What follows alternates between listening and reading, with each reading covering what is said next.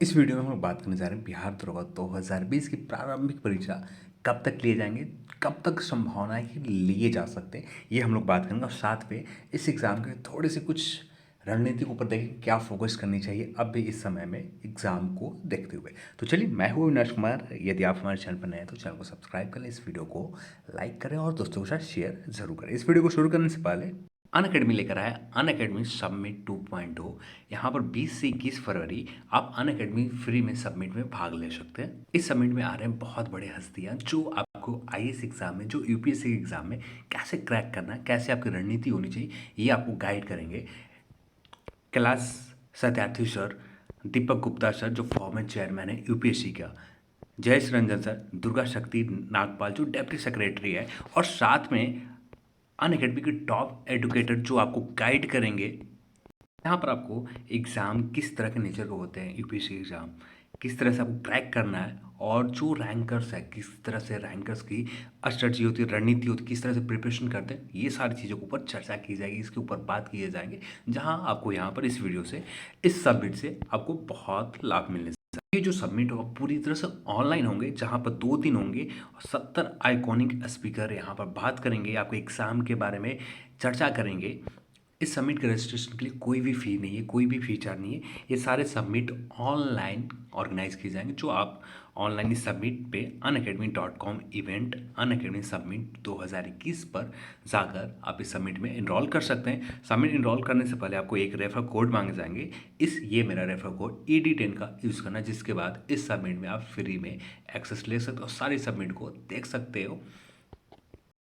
सबसे पहले बात करें सिलेबस में क्या मेंशन है, तो सिलेबस में ऐसा कुछ भी मेंशन नहीं है जिसको हम देख कर सकते हैं कि तैयारी इस तरह से करनी चाहिए, बुक इस तरह से फॉलो, इस बुक को फॉलो करनी चाहिए, ये भी कुछ भी मेंशन नहीं है। तो मैं यहीं पर यही कहना चाहूँगा, जितना भी समय है आपके पास, आगे हम लोग बात करेंगे इसके एग्ज़ाम के ऊपर भी, पर जो भी समय है इस समय में कुछ ही बुक को फॉलो करनी चाहिए। अब इस कुछ बुक जो होंगे आपके, इन सभी बुक से आपको बहुत बेनिफिट मिलने वाला है।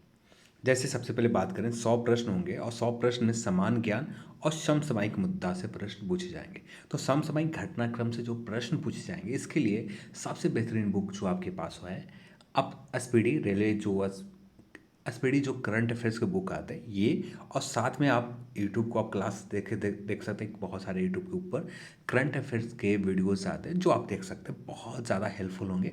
दोनों कंबाइन करके चले, या डेली वीडियोस देख सकते हैं या मंथली देख सकते हैं, आपके ऊपर छोड़ देता हूँ, ये आप सोच ले। पर मेरे हिसाब से मंथली भी देखते हैं, और मंथली जो वीडियोस जहाँ पर मिल जाते हैं 102 घंटे के, और कंप्लीट 2 से 3 बार आप रिवाइज कर लेते हैं, उस वीडियो को देख लेते हैं, तो उससे बाहर आपको एक भी प्रश्न नहीं जाएगा। और साथ में आपका एसपीडी बुक है ही, ये आपको काफ़ी हद तक मैक्सिमम प्रश्न को अटेम्प्ट लेने में मदद कर देगा। तो यहाँ से मैक्सिमम प्रश्न आपको डील हो जाएंगे। कुछ प्रश्न होंगे, ज़्यादा से ज़्यादा 2-3 प्रश्न छूट सकते हैं, पर उसके लिए हम लोग 2-3 प्रश्न के लिए पूरे तरह और कोई यहाँ पर रणनीति अपनानी नहीं चाहिए, कोई और बुक को फॉलो नहीं करनी चाहिए, क्योंकि कम बुक पढ़ें, ज़्यादा रिजल्ट, एक ही चीज़ को बार बार पढ़ें, ये ज़्यादा इंपॉर्टेंट है। इसके बाद बात करें सामान्य ज्ञान के लिए, तो सामान्य ज्ञान के लिए मार्केट में बहुत सारे बुक्स उपलब्ध हैं, पर यहाँ पर हमें कुछ स्पेशल टॉपिक को पढ़ना है। जैसे यहाँ पर बात करें सामान्य ज्ञान से जो प्रश्न पूछे जाते हैं, विविध से 6-7 प्रश्न आते हैं, तो विविध सेक्शन को हमें देख लेनी चाहिए। जैसे विविध सेक्शन में बात करें, कंट्री के मुद्रा से संबंधित आ गए, या कंट्री की राजधानी से संबंधित प्रश्न आ गए। फिर जो इंटरनेशनल बॉडीज़ है, जैसे यूएन हो गई, आईएमएफ हो गई, इनके मुख्यालय के ऊपर, इनकी कुछ बेसिक स्ट्रक्चर के ऊपर, या इसी तरह के प्रश्न यहाँ पर बनते हैं। तो विविध सेक्शन से कुछ खेल से संबंधित प्रश्न होते हैं, तो यहाँ पर कुछ ये जो फेवरेट टॉपिक है आयोग का, यहाँ से हमेशा प्रश्न रहते हैं। एक भी प्रश्न इन सेक्शन से नहीं छूटते हैं। बाकी जो विविध सेक्शन है वहाँ से प्रश्न छूट सकते हैं, पर ये जो 3 सेगमेंट है, कंट्री के नेम, इंटरनेशनल बॉडीज़, और साथ में आपका खेल से संबंधित है, या ये प्रश्न यहाँ से 2 से, हर सेक्शन से 2-2 प्रश्न या 6 से 7 प्रश्न यहाँ से रहते ही रहते हैं। तो इन सेक्शन को आपको ध्यान देनी है। जो आपको लूसेंट बहुत हद तक कवर कर देंगे। लूसेंट से बाहर नहीं जाना हमें। लूसेंट में जितना दिया हुआ है बस उतना ही हमें देखना है, उसी चीज़ को बार बार देखनी है, इससे ज़्यादा आपको कुछ नहीं करना। इसके बाद बात करें तो साइंस यहाँ पर बहुत ही इंपॉर्टेंट रोल निभा रहा है, पर साइंस में यहाँ पर प्रीलिम्स एग्जाम के लिए सिर्फ हमें फैक्ट्स पर ध्यान देने। प्रीलिम्स एग्जाम में कोई ज़्यादा थ्योरेटिकल कुछ ज़्यादा पर डेप्थ में प्रश्न नहीं आता, जो मैक्सिमम प्रश्न होते हैं फैक्चुअल होते हैं। तो प्रीलिम्स एग्जाम के लिए सिर्फ रेलवे के एसपीडी बुक, साथ में आप कोई साइंस के क्लासेस देख लेते हैं ऑनलाइन तो वो हो जाता है, या आप लूसेंट को प्रीफर कर सकते हैं, या आप दोनों में से कोई एक देख सकते हैं। चाहे आप ऑनलाइन क्लासेस कहीं से भी आपने देखा हो, जहाँ से भी आप देख रहे हो, वो क्लासेस प्लस एसपीडी दो बुक को प्रेफर कर सकते हैं। उसके बाद बात करें यदि आपने क्लासेस नहीं देख रहे हैं तो आप लूसेंट को लेकर चलें। लूसेंट प्लस एसपीडी ये दो लोग लेकर आप चलते हैं तो बहुत हद तक जो लूसेंट में सामान्य अध्ययन की जो बुक है बस जितना उसमें दिया हुआ है सिर्फ उतना ही आपको कवर करना है, और उसी चीज़ को बार बार कवर करनी है। फिर इसके बाद बात करें इतिहास भूगोल, और ये दो सेक्शन है इतिहास और भूगोल, तो यहाँ पर भी मैक्सिमम प्रश्न इसी सेक्शन से रहते हैं और यहाँ से ही रहते हैं। करंट अफेयर्स में आप कुछ देखते हैं जो डेवलपमेंट हो रहे हैं, जैसे आप बात करें कोई नए नेशनल पार्क बने हैं या कुछ नए नाम ऐसे हैं जो किसी न किसी रीज़न की वजह से न्यूज़ में बना हुआ है, तो उस तरह के नाम को आपको स्पेशली ध्यान देने हैं। और यहाँ से नाम से रिलेटेड 4 से 5 प्रश्न आ जाते हैं एक ही पेपर में, जो सिर्फ नाम दे दिए जाएंगे किस चीज़ के लिए फेमस है, और पूरी तरह से वो नाम होंगे, नए नाम होंगे। आप लूसेंट में भी देखें तो लूसेंट में भी यहाँ से प्रश्न, लूसेंट में भी उस तरह के नाम ज्योग्राफी सेक्शन में मेंशन नहीं है। पार्क भी पूछे जाते हैं, नेशनल पार्क या बायोडाइवर्सिटी भी पूछे जाते हैं, तो पूरी तरह से नए नाम होते हैं।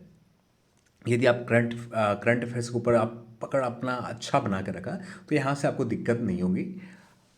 तो यहाँ पर यदि बात करें सीधे तौर पर तो लूसेंट प्लस रेलवे की एसपीडी बुक और साथ में एमसीक्यूज, बहुत सारे एमसीक्यूज प्रैक्टिस करनी है, जो आपको प्रैक्टिस बुक साथ में आपको लूसेंट का एमसीक्यूज बुक हो गए या आपका क्राउन का एमसीक्यूज बुक हो गए, तो ये इससे आपका बहुत हद तक कवर हो जाएंगे। तो लूसेंट या क्राउन दोनों में से जो भी बुक हो आपके पास उन बुक से आप कवर करते हैं तो प्री एग्ज़ाम के लिए बहुत हद तक, प्री क्या मेंस एग्ज़ाम के लिए भी बहुत हद तक काफ़ी है।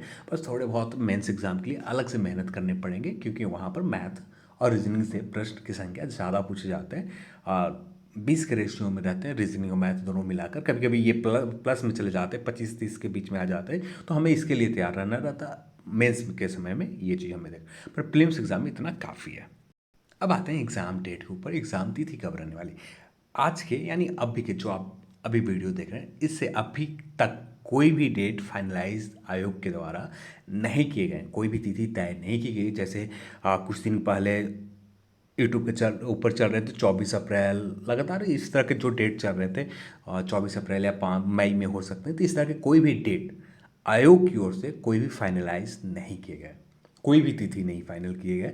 जो भी चल रहे हैं सिर्फ अपने मन से, अपने मन जो मन मुताबिक बताए जा रहे हैं। और अभी जो चल रहे हैं यूट्यूब के ऊपर जून जुलाई में, तो मैं यही कहना चाहूँगा, आयोग के पुराने रिकॉर्ड आप देखें तो उससे आपको यही पता चलता है कि आयोग 1 मंथ पहले या 45 दिन पहले मैक्सिमम जो समय देता है 45 दिन दिए जाते हैं, और 45 दिन में ही पहले अनाउंस कर दिए जाते हैं कि एग्ज़ाम इस डेट को ली जाएगी और इस डेट में आपका एग्ज़ाम ले ली जाते हैं।